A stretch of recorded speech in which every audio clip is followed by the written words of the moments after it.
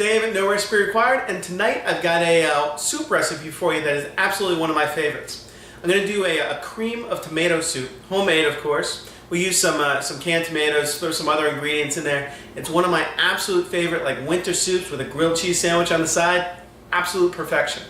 Let's go ahead and get started. Okay, so for our spicy tomato soup, I'm going to roast off a pepper. Now I'm using a pasilla pepper.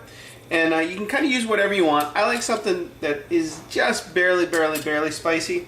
And I'm not looking to get it totally black. I just kind of want to char the outside a little bit. You'll see it when we're done. Chop it up. We're going to throw it in there. You can do this while you're doing your other, chopping up your other vegetables. Okay, so it only takes about 5 minutes, maybe 4 minutes, right on the burner, full bore. And you'll see you got the skin blistered. Really, that's all we want. It's going to add just a little bit of smoky, toasted flavor to the soup. Okay, so I got my pepper roasted and chopped up. I'm actually only using half of it, along with an onion, a carrot, and a stalk of celery. 3 or 4 I got 3 monster garlic cloves in the pan with some olive oil, season with salt and pepper, and just saute these down until they're soft. You don't have to chop the vegetables very fine, very neat, because we're going to puree the soup.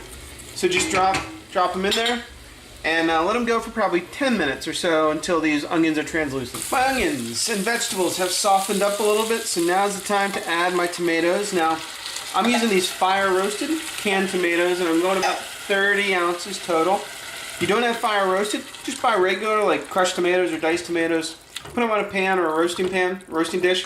Put them under the broiler for about 15 minutes or so until you start getting some of that char on the tops of the tomatoes. Now, I actually like to cook mine down now for another 10 minutes or so, and just concentrate some of that flavor in the tomato. You can kind of skip the step. Not a big deal if you do, but I like to concentrate flavors and then add a little bit more to it. So I'm going to do that. Then we're going to come back. Add some chicken stock. Okay, so I've been letting my tomatoes simmer now for about 10 minutes or so, just to reduce down. And you can see kind of how thick it is. That's obviously way too thick to blend together. That'd be, it wouldn't be a soup. That'd be, I don't know what it'd be. It'd be a paste. So we're going to add chicken stock to cover everything. And it's a little bit of a judgment call, kind of how thin or how thick you like your soup. Or a preference call, I should say. I say it's always a little bit easier to add more liquid than it is to reduce it down. So, get it to where you can kind of easily stir through it, and then let it cook, let it simmer now for about 10 minutes. Doesn't take a whole lot of time. I'm also going to add, right about now, my basil. This is what I call a good handful of basil. Now I'm also, you can see here, I'm throwing in stems and all. We're going to puree the soup. Stems got some flavor. They'll be just chopped up, so it doesn't matter at all.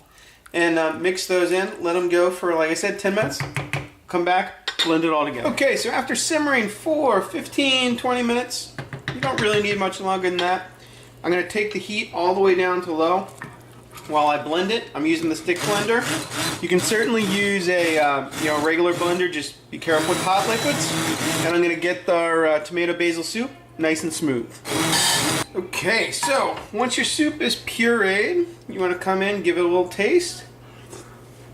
For seasoning, especially, and this one could use a touch more salt. You're going to find most of the time they can probably use a touch of salt and pepper.